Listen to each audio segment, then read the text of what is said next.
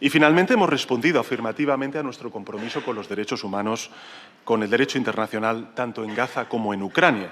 Hemos reconocido el Estado de Palestina, algo que este mismo mes en la Asamblea General de Naciones Unidas van a hacer otros grandes países europeos, con lo cual no es que estuviéramos solos, es que hemos sido los primeros. Buenos días, compañeras y compañeros. Bueno, pues abrimos hoy de manera más oficial el curso parlamentario con esta reunión de la interparlamentaria en la que están los miembros del Parlamento Europeo, Congreso, Senado y además, como es habitual y como nos encanta, la abrimos con la presencia y con la intervención del secretario general y del presidente del Gobierno. Y este es un curso que abrimos que ya en sus primeros días apunta maneras, ¿no? Y se ve claramente la diferencia entre los que entendemos la política como el instrumento que nos permite construir una sociedad y un país más digno, más avanzado, más decente, más justo, un país que nos permite progresar colectivamente sin dejar abandonado a nadie, un país en el que la convivencia de los distintos, es decir, que entiende nuestra pluralidad y diversidad, es la seña de identidad, y los que entienden la política como un arma de destrucción y de enfrentamiento permanente, ¿no? Y por eso esa falta de institucionalidad, de educación y de respeto que vemos permanentemente en el Partido Popular.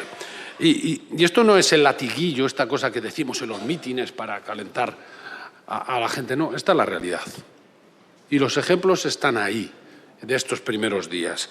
Los socialistas, con el Gobierno y con Pedro Sánchez a la cabeza, medidas frente al genocidio de Netanyahu, en una posición, o en la posición seguramente más valiente, más avanzada de toda Europa, el pacto contra el cambio climático, 53.000 viviendas que se van a poner o que pueden aumentar el mercado de alquiler, la reducción de la jornada laboral, aunque no ganáramos la votación, ganamos socialmente la calle, y enfrente el PP y Feijóo y sus líderes escondiéndose, cuando no apoyando abiertamente a Israel, como hicieron ayer los dirigentes madrileños del Partido Popular, sin importar ni los niños ni los civiles asesinados en este genocidio, votando en contra de los derechos de millones y millones de trabajadores y trabajadoras en este país, copiando literalmente el discurso de Vox, por ejemplo, en inmigración, solo hace falta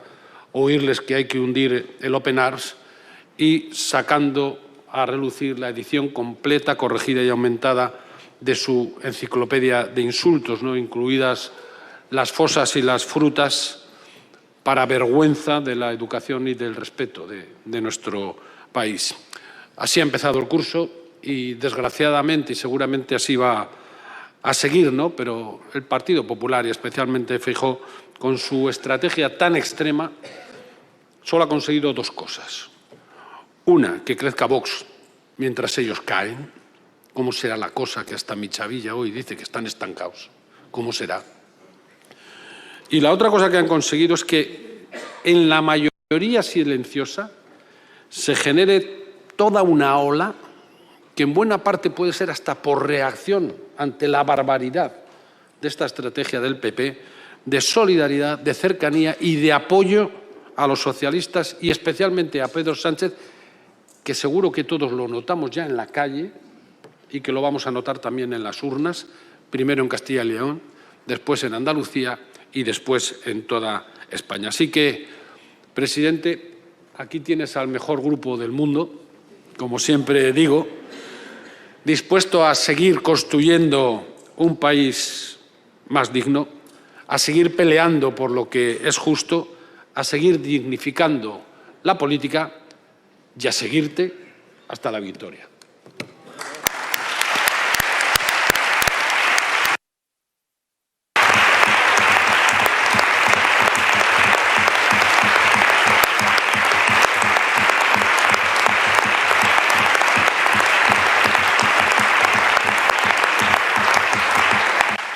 Bueno, buenos días, compañeros y compañeras. Efectivamente, sois el mejor grupo del mundo Y lo digo porque para mí siempre pues, es un placer, ¿no?, el poder compartir una sesión de trabajo, una reunión de trabajo con mi grupo, con el Grupo Parlamentario Socialista al que pertenezco. Con nuestros diputados en el Parlamento Europeo, que bueno, tenemos la presencia de Iratxe, que se deja poco ver por aquí, por Madrid, porque está trabajando muy duramente en Bruselas y en Estrasburgo. Nuestros diputados, como decía, del Parlamento Europeo, que velan por la decencia de Europa. La semana pasada lo hicieron al abogar por la suspensión del acuerdo entre la Unión Europea y Israel mientras dure esta barbarie. Con nuestros senadores y senadoras, Juan, que promovéis debates territoriales, donde corresponde, que es en la Cámara Territorial, una Cámara, por desgracia, hoy desnaturalizada y puesta al servicio de la mayoría absoluta del Partido Popular, ¿no? Muchas veces cuando se escucha esto de que se colonizan, se instrumentalizan las instituciones, bueno, no hay un ejemplo más palmario que el Senado para ver efectivamente qué es lo que hace el Partido Popular cuando tiene ocasión y oportunidad de instrumentalizar las instituciones de todos. Y, por supuesto, con nuestros diputados y diputadas del Congreso, que os dejáis la piel, me consta, en cada votación, en comisión y en el Pleno, para sacar adelante avances sociales para la mayoría de la gente. Yo siempre pongo en valor el trabajo de todos los ministros y ministras, sin duda alguna también de nuestro querido Félix, pero quisiera también reconocer el trabajo de Rafa Simancas, que lleva mucho tiempo al frente de las relaciones con los grupos parlamentarios, ¿no?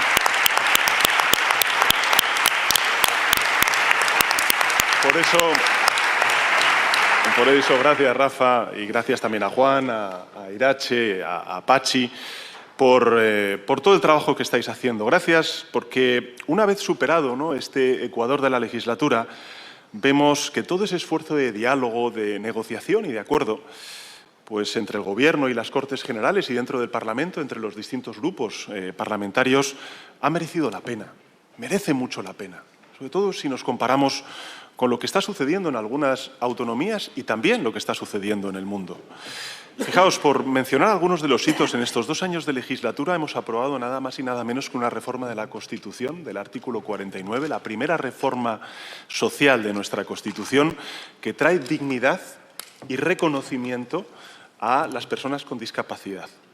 Hemos aprobado la creación de la Agencia Pública Estatal de Salud Pública, ¿no?, que nos va a permitir estar mejor preparados ante futuras emergencias sanitarias o pandemias, que no hemos tenido hace mucho tiempo, sino hace poco tiempo una en el año 2020 en el mundo y también en nuestro país.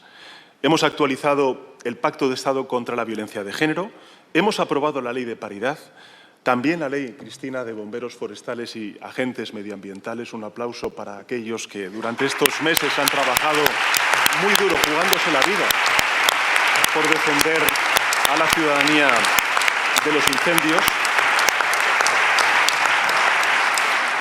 Por cierto, que en el Consejo de Ministros de mañana sabéis que hemos logrado el primer convenio colectivo entre la empresa pública Traxa y los bomberos forestales, los agentes medioambientales. Una de las cosas que nos pedían también en ese convenio, en donde hemos aumentado en una media de un 30% el sueldo de los bomberos forestales, pues eran los coeficientes reductores. Bueno, pues mañana lo vamos a aprobar en Consejo de Ministros, esos coeficientes reductores para los bomberos forestales.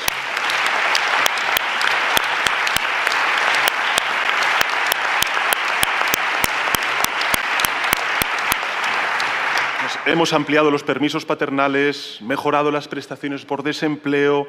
Por primera vez, ministra Isabel, hemos creado la empresa estatal de la vivienda para hacer del Estado también un actor promotor de vivienda protegida, que no se desamortice y no se venda a los fondos buitres, sino que sean durante toda su vida propiedad del Estado.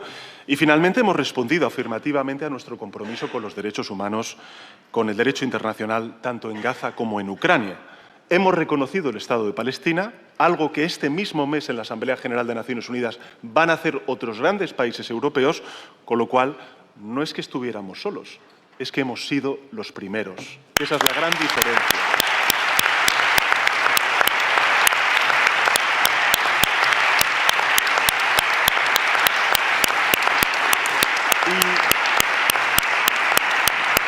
Y a este respecto me gustaría decir lo siguiente. Nosotros, por supuesto, que rechazamos siempre la violencia. faltaría más. Lo hemos hecho siempre.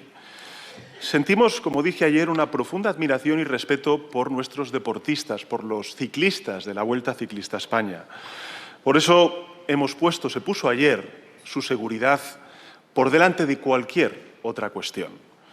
Pero también sentimos un inmenso respeto y una profunda admiración por una sociedad civil española que se moviliza contra la injusticia y defiende su idea de forma pacífica. ¿Por qué se expulsó a Rusia tras la invasión de Ucrania y no se expulsa a Israel tras la invasión de Gaza?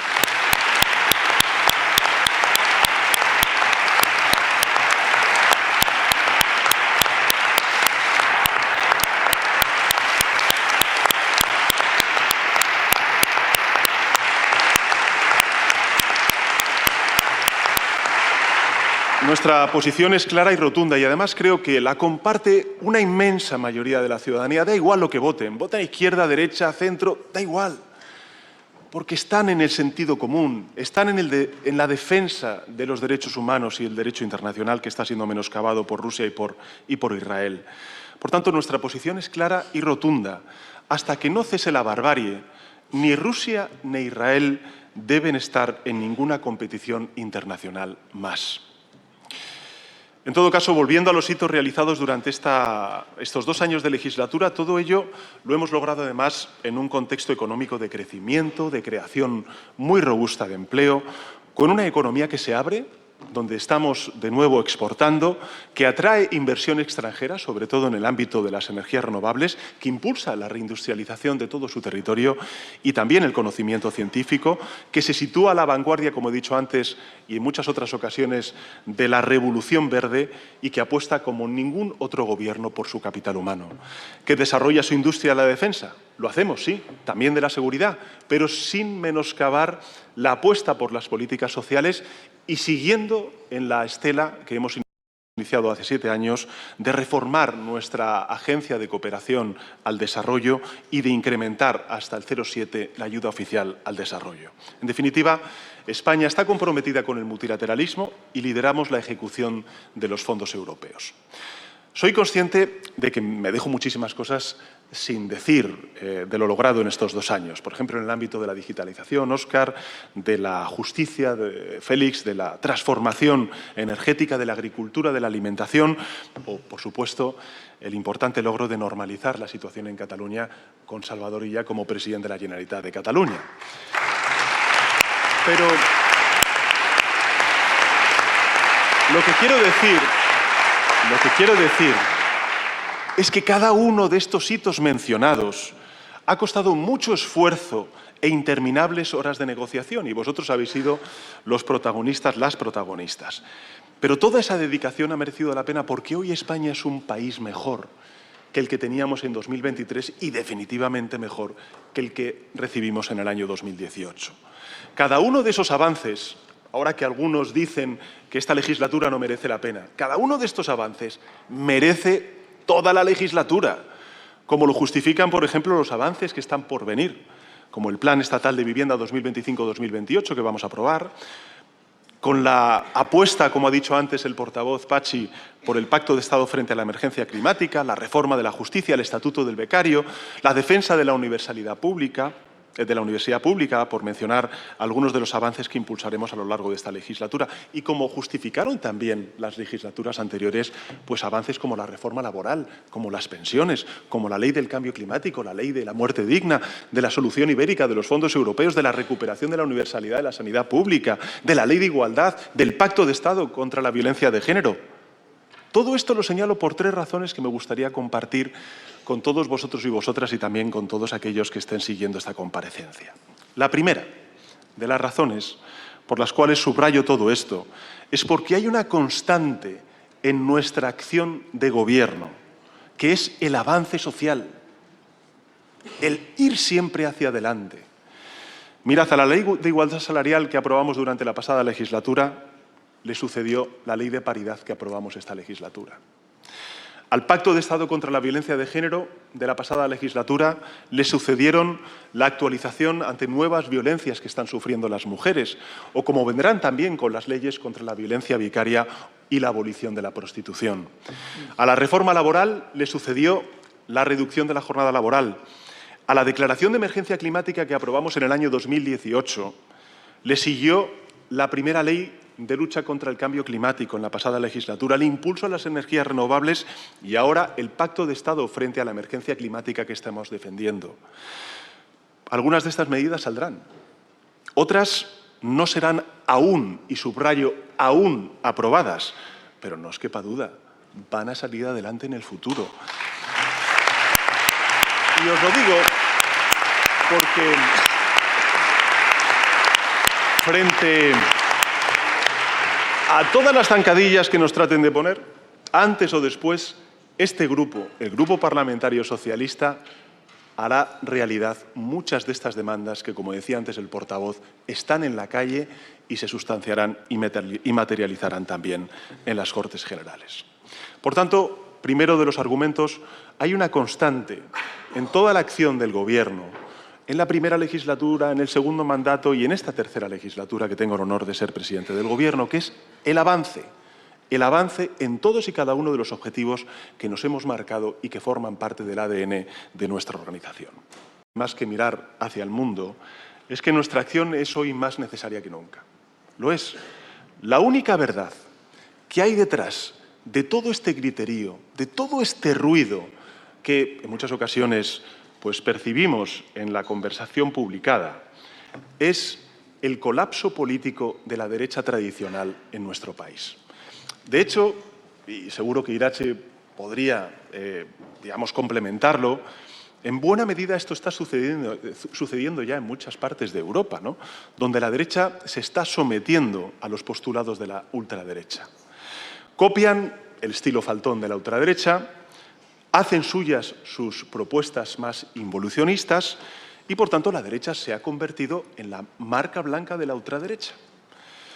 Cierto es que el colapso ideológico de la derecha tradicional ya se evidenció durante la respuesta fracasada a la crisis financiera, con sus recortes al estado del bienestar y con sus rescates al sector financiero, o con sus subidas de impuestos a la clase media y trabajadora y sus amnistías fiscales, que fueron, por cierto, declaradas inconstitucionales hace ya un tiempo. Hoy, además de ese colapso ideológico, hay un colapso político de la derecha tradicional que se manifiesta en su absoluta falta de propuestas y en sus insultos permanentes. Si es que tienen menos ideas que educación.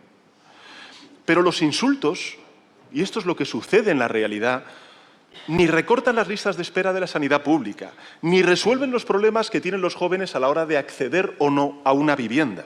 Por tanto, si ellos han optado por los insultos, allá ellos. Nosotros optamos por gobernar y sacar adelante una agenda de avances sociales.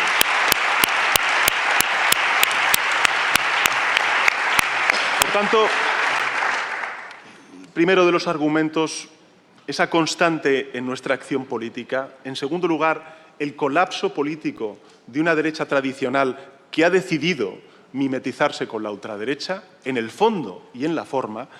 Y finalmente, la tercera razón es que, esta acción de gobierno le está sentando, pero que muy bien a España. Pero que muy bien. Nuestro país representa el 40% del total del crecimiento económico de la zona euro. Tenemos más de 22 millones de personas ocupadas en nuestro país. Lo nunca visto, lo nunca visto. Casi 4 millones de empleos se han creado desde el año de la pandemia en el año 2020. Y al tiempo estamos reduciendo las emisiones de gases de efecto invernadero como consecuencia de nuestro compromiso frente al cambio climático. Estamos acortando la desigualdad, que sigue siendo uno de los principales problemas en nuestro país, si no el principal. Elevamos el salario mínimo interprofesional, elevamos también las pensiones y estamos, por cierto, hoy salía en los diarios económicos, aumentando el Fondo de Reserva de la Seguridad Social, es decir, la hucha de las pensiones que esquilmó la derecha cuando gobernaba. Por tanto, España funciona. Y funciona gracias a las recetas socialdemócratas. Por eso, cuando vamos fuera de España, hay mucha gente que pregunta ¿cómo es posible que esté sucediendo en un contexto tan complejo como el que está viviendo Europa y el mundo? ¿Cómo es posible que España esté funcionando como está funcionando? Mirad, somos, y tenemos que decirlo con orgullo, somos los primeros representantes de una socialdemocracia renovada que sí o sí se va a abrir camino en Europa durante los próximos tiempos. De ahí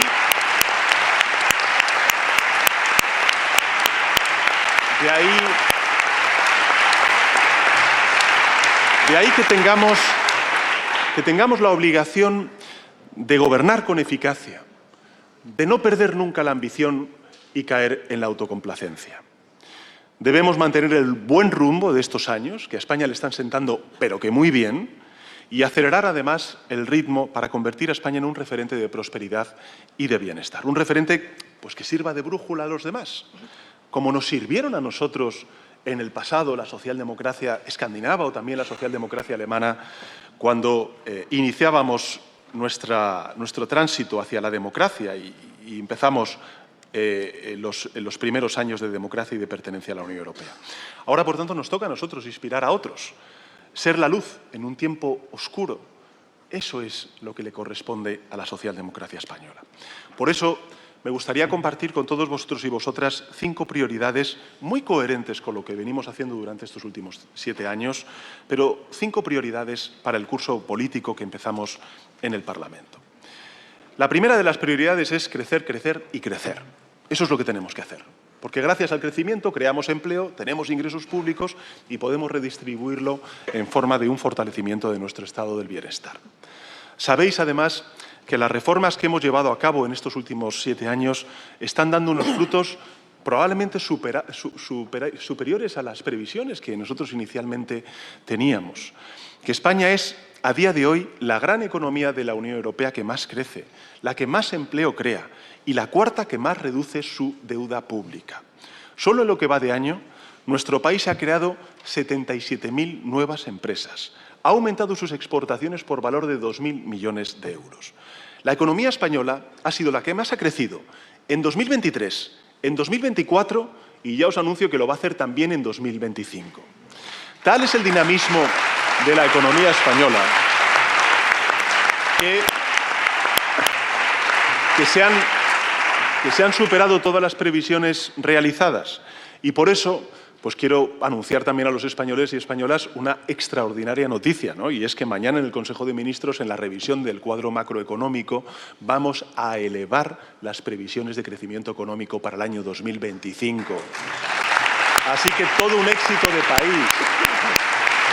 Y hay que agradecérselo a las empresas, a los trabajadores, a las familias, en definitiva, a todo el país, por nuestro gran desempeño que no tiene parangón en Europa.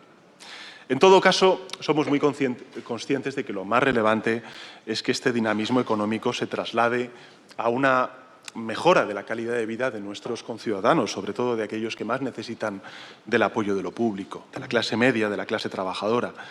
Y fijaos, desde que llegamos al Gobierno, hemos conseguido que el poder adquisitivo de nuestros hogares aumente 10 puntos porcentuales por encima de la inflación. Cuando se dice que no se ha recuperado poder adquisitivo, no es cierto. 10 puntos por encima de la inflación. En todo caso, es evidente que tenemos que continuar haciendo mucho porque la desigualdad y la pobreza afectan a muchas capas de la población española. Estos son los datos. España prospera, los españoles prosperan con ella, pero en todo caso todavía queda muchísimo trabajo por hacer. Desde luego, no estamos en declive, como dice, en fin, los apocalipsis o los profetas del apocalipsis, ¿no? Cuando dicen, por ejemplo, que estamos en declive o que hoy en España hay más pobres que cuando gobernaba la derecha, no es cierto. Hoy hay 200.000 personas menos viviendo en riesgo de pobreza que cuando gobernaba la derecha, gracias a las políticas públicas, por ejemplo, el ingreso mínimo vital o la recuperación de la universalidad de la sanidad pública o el refuerzo de las becas que ha hecho este Gobierno, 2.500 millones de euros, más de un 80% de lo que se invertía cuando gobernaba el Partido Popular allá en el año 2018. Por tanto, queda mucho por hacer, pero también es cierto que sin caer en la autocomplacencia hemos hecho mucho en favor de reducir la desigualdad, que es el principal problema de nuestro país. Nos queda muchísimo por hacer, entre otras razones porque venimos de muy atrás y también porque aspiramos a llegar muy lejos. Por eso, pues tenemos que seguir aumentando el salario mínimo interprofesional, tenemos que seguir revalorizando las pensiones, aunque eso ya está garantizado por ley, tenemos que seguir reforzando las prestaciones sociales. En fin, aunque la derecha y la ultraderecha se opongan, tenemos que seguir haciéndolo, tenemos que seguir incentivando o exigiendo a las empresas que suban sus salarios cuando también suben sus beneficios, y si no, que se mire el IBEX. Se mire el IBEX. ¿Cómo está la banca? ¿Cómo están las eléctricas? ¿Cómo están, en fin, las grandes fortunas? Este Gobierno es el que ha aprobado un impuesto a la banca y un impuesto a las grandes fortunas para caminar en beneficio de esa justicia fiscal. Pero tenemos el principal problema para muchísimas familias, particularmente para los jóvenes, que seguir resolviendo, que seguir comprometiéndonos, como es la vivienda. Por eso quiero que pongamos en nuestra agenda como segunda prioridad el acceso a la vivienda, sobre todo y particularmente de la gente joven.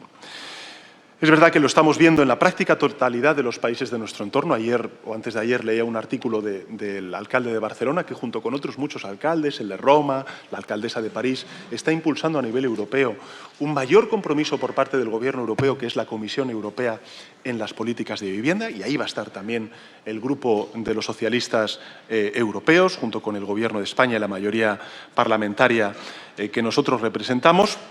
Es verdad que hay una crisis de vivienda que necesita del aporte de lo público. Sabéis que este es un problema complejo para el que no existen atajos y que la responsabilidad es compartida de todas las administraciones, de los ayuntamientos en la planificación urbana y también, lógicamente, de las comunidades autónomas, pero también sabéis que no vamos a usar nada de esa complejidad y ese compartir competencias como excusa, y que vamos a hacer todo lo que está en nuestra mano para poder resolver esta grave cuestión que afecta a muchísima gente en nuestro país. Por eso creamos el Ministerio de Vivienda, por eso hemos impulsado una política de vivienda integral, ambiciosa, hemos multiplicado por 8 los recursos en materia de vivienda, hemos aprobado la primera ley estatal de vivienda que limita las subidas de precios en las áreas tensionadas. ¿Qué hacen alcaldes y alcaldesas del Partido Popular que saben que tienen barrios con precios tensionados y no piden a su comunidad autónoma que se aplique la ley de vivienda para poder defender el derecho de sus jóvenes y de las familias a poder acceder a una vivienda con un precio asequible? Hemos también puesto al ICO al frente de muchas políticas de promoción de vivienda protegida, como también de ayuda a los jóvenes con avales para poder comprar una vivienda. Hemos propiciado cambios legislativos importantes que, uno a uno, suman mucho, como es, por ejemplo, la eliminación de las Golden Visa, que solamente beneficiaban a aquellos grandes patrimonios que venían a comprar a nuestro país viviendas, que blindan la vivienda pública frente a los fondos buitres y también las grandes empresas, o, lógicamente, los pisos turísticos con el anuncio que hicimos ayer en relación con las plataformas digitales, ¿no? Junto a ello, hemos impulsado la construcción, la rehabilitación de viviendas, hemos también planteado una dignificación aún mayor del sector de la construcción, poniendo en marcha un proyecto estratégico con cargo a los fondos públicos, creando el PERTE de la industrialización de la vivienda. En definitiva, los resultados de estas medidas empiezan a ser visibles. Es verdad que queda muchísimo trabajo por hacer, pero fijaos, el año pasado se terminaron más de 100.000 viviendas de obra nueva. Se iniciaron más de 135.000 viviendas, la mayor cifra de los últimos 14 años. Y en 2025 la construcción privada ha crecido un 13%, mientras que la construcción de vivienda protegida ha aumentado un 62%. 13% la privada, 63% la protegida. Y la ley de vivienda, que se aplica ya al 17% de la población española, a partir de 2027 y antes en Castilla y León y en Andalucía, se aplicarán en Andalucía y en Castilla y León porque habrá gobiernos progresistas liderados por el Partido Socialista. En todo caso, la ley de vivienda ya está reduciendo el precio de los alquileres, ¿no? Por tanto, nuestras políticas en materia de vivienda avanzan en la decisión correcta. Aún queda mucho por hacer porque hay muchos ciudadanos que no han podido comprarse una vivienda o alquilar un piso gracias, en fin, o como consecuencia de este alza de la vivienda, este problema que tenemos con el precio de la vivienda. Pero sabemos que el problema aún está por resolverse, que hay que hacer más, que se necesita que las empresas pongan de su parte, que cumplan también con la ley y por eso pues hoy mismo vamos a exigir, como anuncié ayer en Málaga, a las plataformas de alquiler vacacional que eliminen de su web 53.000 pisos turísticos que no cumplen con la legislación para que todas esas casas vayan a parar a la gente que las necesita para vivir gracias al alquiler residencial. Y se necesita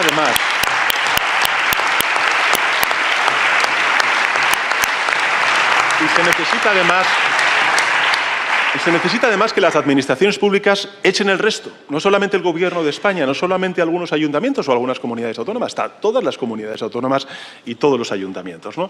Sucede una cosa bien interesante en este país, ¿no? Y es que si el Gobierno de España ofrece una quita de la deuda a las comunidades autónomas del PP dicen que no la quieren. Y sucedió en la conferencia de presidentes de Barcelona un poco lo mismo. Llega la ministra de Vivienda, les ofrece 7.000 millones de euros para impulsar vivienda protegida y dicen los del PP que no quieren ese dinero. Bueno, pues quiero informar también a la ciudadanía de que hoy mismo vamos a enviar la propuesta ya formalizada a todas las comunidades autónomas con un compromiso claro.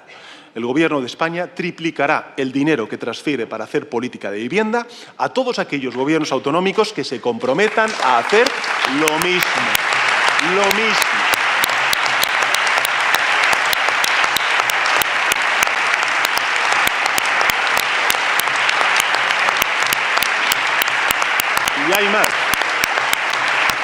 Y hay más. Os anuncio que, gracias al impulso y al liderazgo de la ministra de Vivienda, de Isabel, el Gobierno va a poner en marcha 3 nuevas medidas destinadas a mejorar el acceso a la vivienda de los jóvenes. La primera, vamos a crear una nueva ayuda de alquiler con opción a compra de casi 30.000 euros para que los jóvenes puedan residir durante años en una vivienda con protección permanente y terminen adquiriéndola.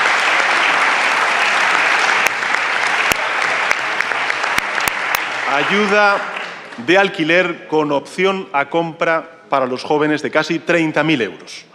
En segundo lugar, vamos a poner en marcha el seguro de impago de rentas para jóvenes que anunciamos ya en el mes de enero y que servirá para dar más garantías a propietarios y a inquilinos, que entrará en vigor, además, esta medida en este periodo de sesiones. Y, finalmente, vamos a crear, recuerdo mucho, sobre todo en los incendios, que me lo dijeron muchos alcaldes de las zonas del medio rural afectadas por estos incendios, vamos a crear nuevas ayudas de hasta 10.800 euros para la compra de vivienda en el medio rural. Esto es también luchar contra la despoblación.